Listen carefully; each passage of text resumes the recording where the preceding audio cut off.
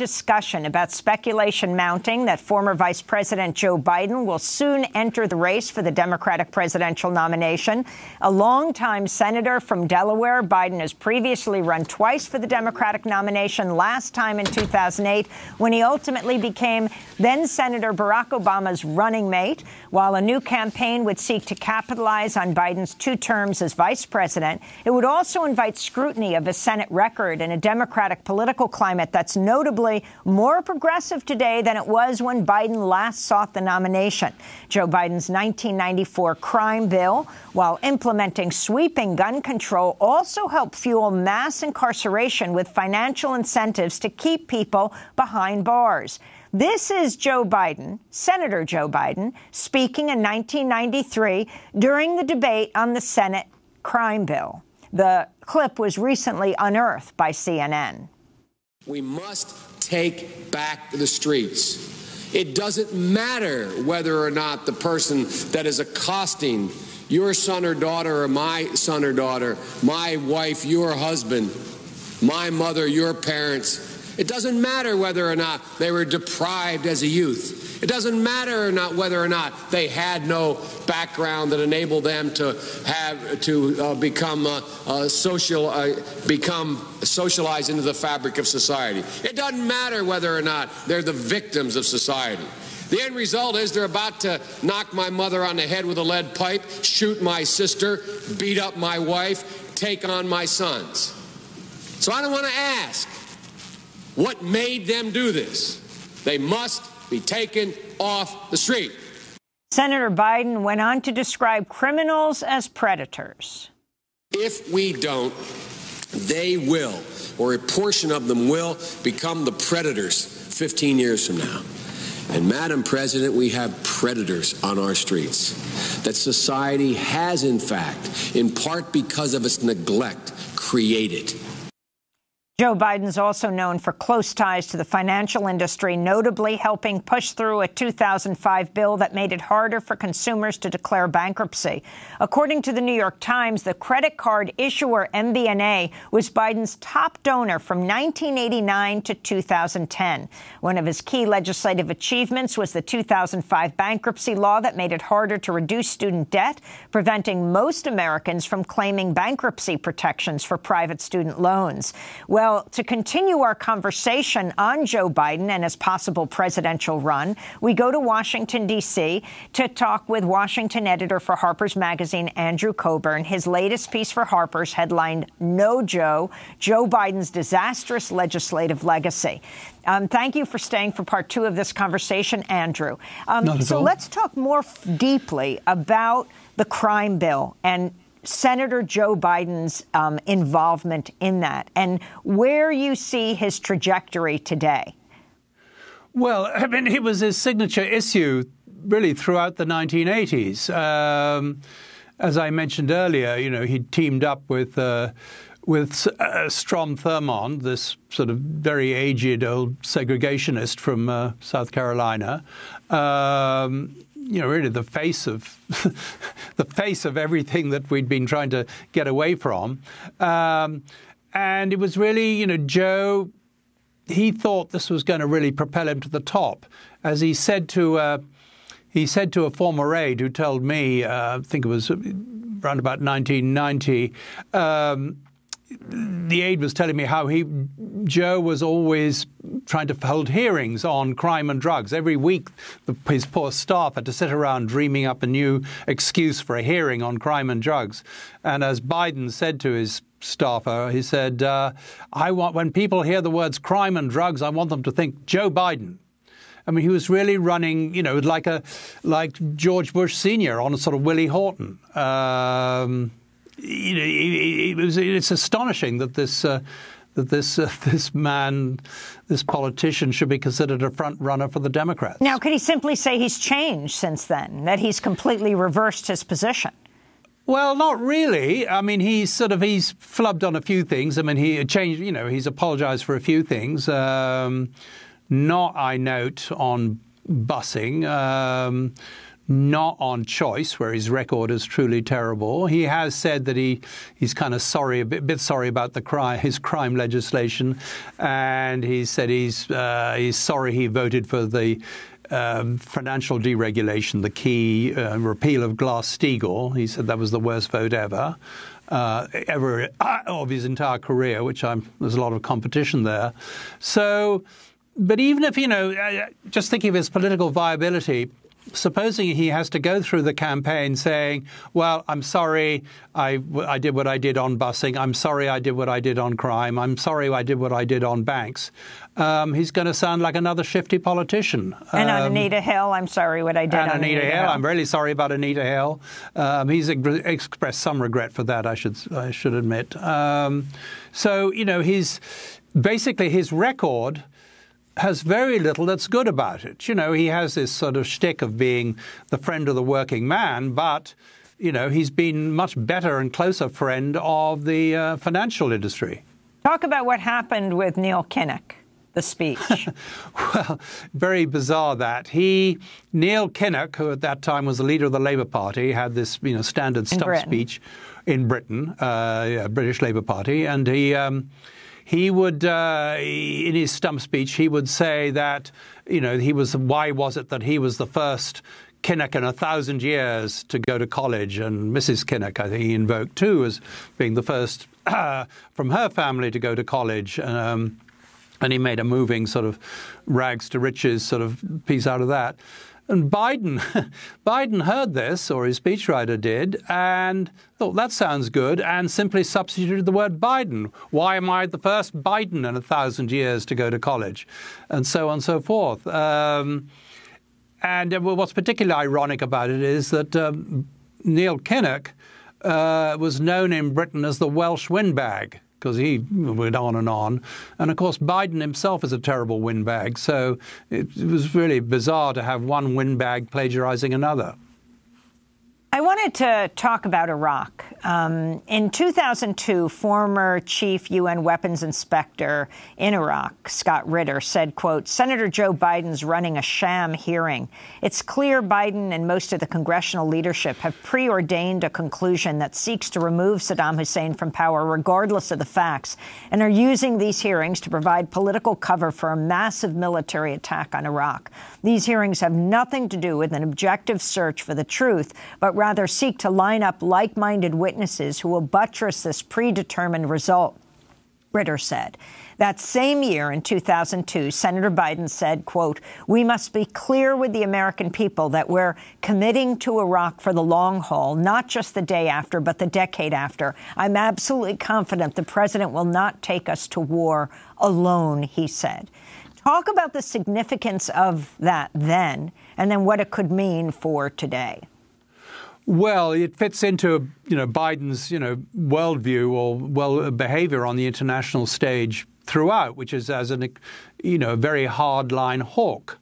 As you just said, as Ritter said at the time, Biden was really doing everything he could to assist George Bush in the run-up to the illegal invasion of Iraq. On the Foreign Relations Committee, he summoned just, pro-invasion witnesses. As far as I know, he was certainly not one of the famous of the 5 senators who took the trouble to go down and read the national intelligence estimate that Senator Bob Graham has talked about, which was locked away down in the basement, which would have told them that there was a lot of doubts in the intelligence community as to whether Saddam had weapons of mass destruction and so forth. No, he just, he wanted. He was all for war, and he was all for occupation, as you said. And that fits in with, his record since. He's most notably, as vice president, Obama made Vice President Biden, gave him really the Iraq file, but also the Ukraine file. And Biden used that to be an ardent proponent of, more arms for Ukraine, for intervention in what is really a civil war in Ukraine. Of course, his family, his son had very extensive business ties in Ukraine, which doesn't look too good. His son Hunter was on the board of the Ukrainian gas company. So, Biden, whenever he's been given the chance, he's been for armed intervention. He was ardently for the expansion of NATO, the post 1990 in the 1990s, which is really the root cause of the renewed the new Cold War. I mean, Biden was there. It's no surprise that he describes John McCain as his best friend in the Senate. Biden also said in 2002, "I do not believe this is a rush to war. I believe it's a march to peace and security." So, Andrew Cockburn, if you could comment on his two runs for president, both failed. All the media is saying the polls show he's the, number one now, followed by Bernie Sanders. But, of course, he's got the biggest name recognition nationally. He was vice president for 8 years under President Obama. Well, that's right. I mean, it is largely a factor of name recognition. But also, we have to think about those two runs and what it showed. First of all, there was, as we've discussed, this astonishing gaffe in 1988, where it wasn't just plagiarizing this British politician, by the way. It turned out that his speeches also had extensive passages lifted from Bobby Kennedy and Martin Luther King, unbelievably. So it's kind of. It's hard to explain. It's really a sort of mental issue. But then that sank his. It's not clear that his campaign was going anywhere anyway at that time. And then in 2008, he didn't even have that excuse of a plagiarism. I mean, he made an astonishing remark about Barack Obama early on, where he described him as clean. I mean, it was a very sort of racist, almost racist-sounding, patronizing remark. And he got nowhere. He really sputtered, and his campaign sputtered and died. So it's pretty bizarre to me, this sort of cheering squad for Biden, run, Joe, run.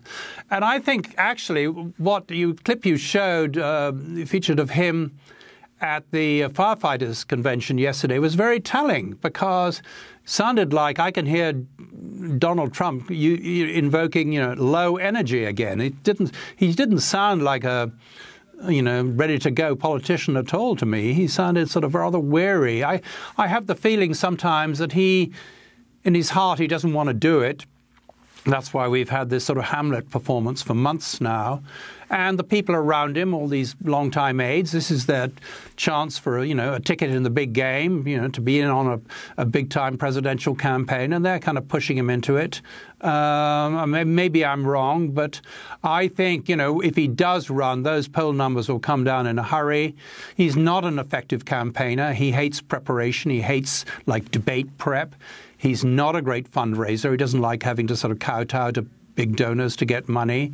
He's got such an inflated ego. I really think that I'm not the only person saying this. People who've known him for a long time think the same, that what he really wants is to be anointed.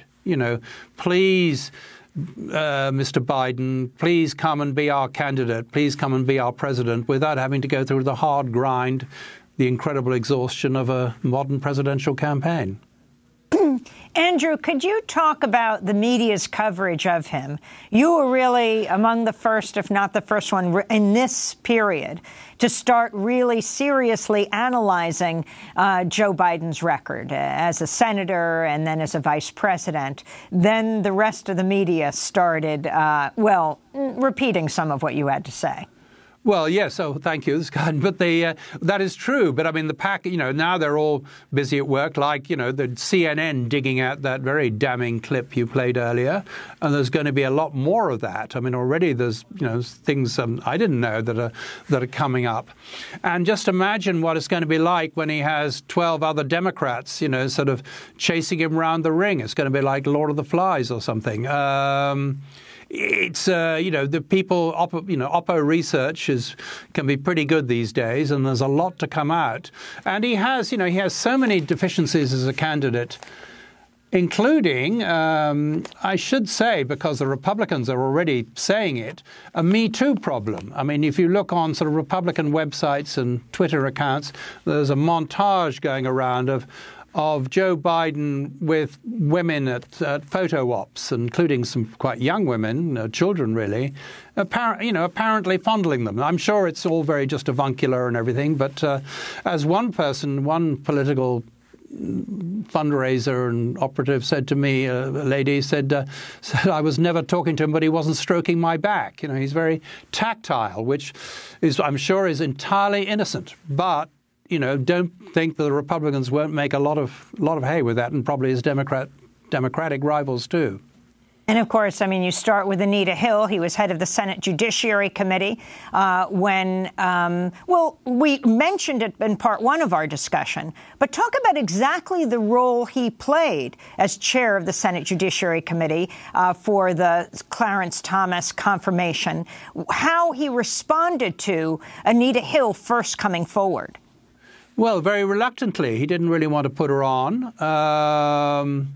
He was just uncomfortable with the whole thing. I mean, he assured, it's a telling remark, because he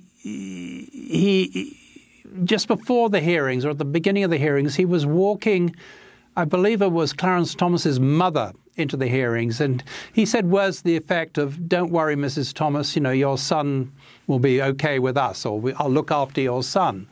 He fancies himself as a great sort of legal authority. Because he'd done, the Bork hearings had gone quite well from his point of view. Robert Bork, a previous Supreme Court nominee who the Democrats had managed to, the Senate had rejected. And so Biden really, his view of himself as a sort of, a great legal scholar was really inflated. So he fancied himself as having sort of serious legal discussions with Clarence Thomas.